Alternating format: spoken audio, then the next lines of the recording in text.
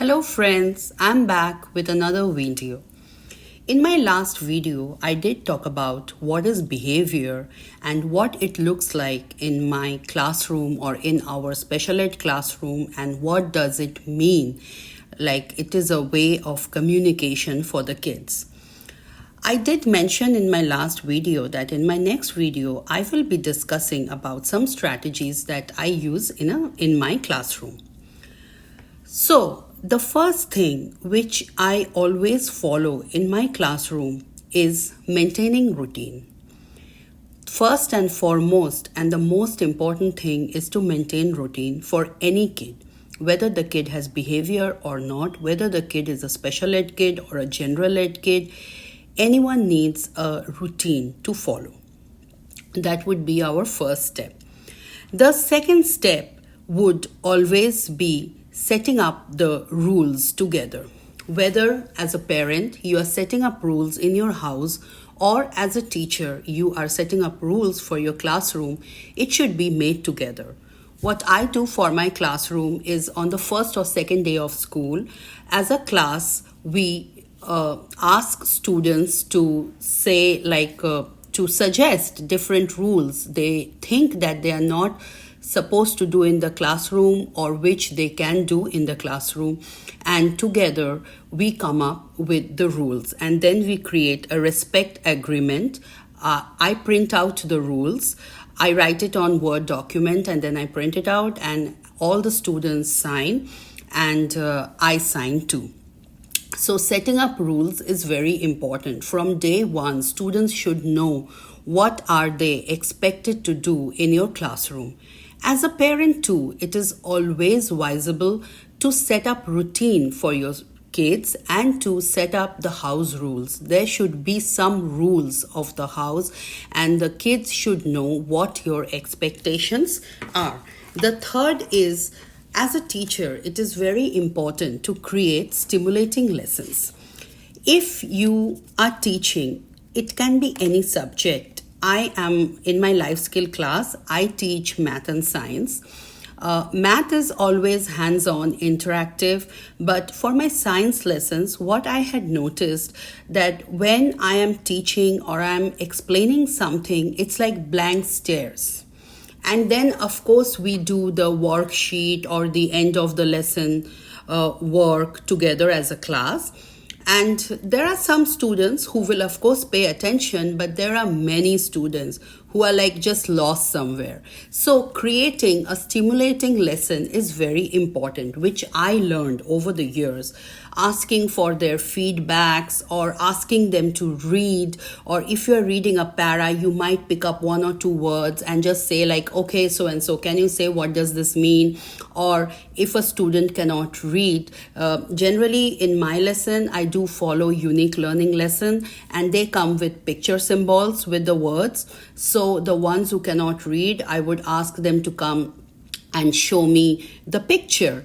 So it has to be very interactive for them to be involved. Then maybe sometime pausing the lesson and showing a video in YouTube or any kids channel on the same lesson. So it makes like the kid be engaged to your lesson. So that is very important to maintain behavior, especially with the behavior kids. They will try to run around or do something they're not supposed to do, disturb the lesson, because it might be very boring for them just to sit and listen to your lesson. So interactive lessons, asking for their feedback, keeping them engaged is very important. Next is that in a classroom, it is always advisable to use positive language. I did mention in my last video too that we have to always talk about their strengths, not their weaknesses. Likewise, always positive language. Since I'm a high school teacher, sometimes I would notice one of my students maybe got their phone out. So instead of telling the student, can you please keep back your phone? I would always say, okay, now we are doing a lesson. We have to work to earn the Fun Friday so we can be on our phone on Friday. If I see a student is just maybe playing around or trying to sleep, I would say, okay, we have to work so that we can earn the fun Friday. Some of my students would love to have popcorn on Fridays. Some would love to just be on their iPad. Some would just be on the my break area or the blue couch and just relax and sit there. Some would watch a movie. So I had different positive reinforcements for them. And if you have that relationship, if you build that relationship with your students, you will always know that what they like and what not. And apart from that, of course, building relationship is very important. What I follow in my classroom to encourage positive behaviors, first is I have a fixed routine. My students know that they have to come to the class, they have to work, like what are they expected to do in my classroom. They are pretty much aware of it. That is very important.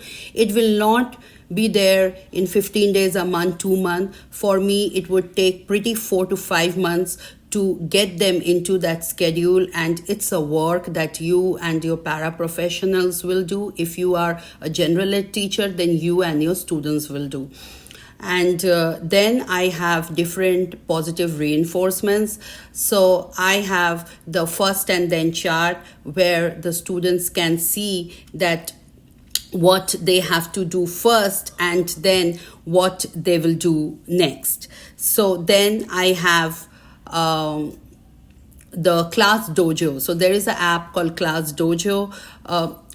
How my students do in their classroom, how they are engaging themselves, how they are behaving, how they are doing their work, how they are accommodating their peers, being kind to each other. I give them dojo points, and every Friday we count the points. And then I have a treasure box. Though I'm a high school teacher, my kids love the treasure box. It's very motivating for them. And then every term, we have 4 terms in our ISD. At the end of every term, I would normally choose 2, but sometimes I would choose 4 or 5 even. Students who would get $5 Starbucks gift card each.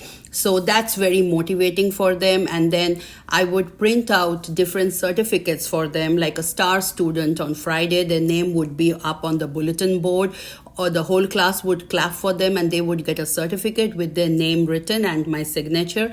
They can show their parents. Then there would be Student of the Month too. So these are a few positive reinforcements that I use in my classroom. In my next video, I will share some of the visuals that I use as a teacher in my classroom. This is it for this video. I hope this helps you. Please like and share if you like this video, and give me a thumbs up. It just keeps me going and just encourages me to make more and more videos for you all. Bye. See you in the next video.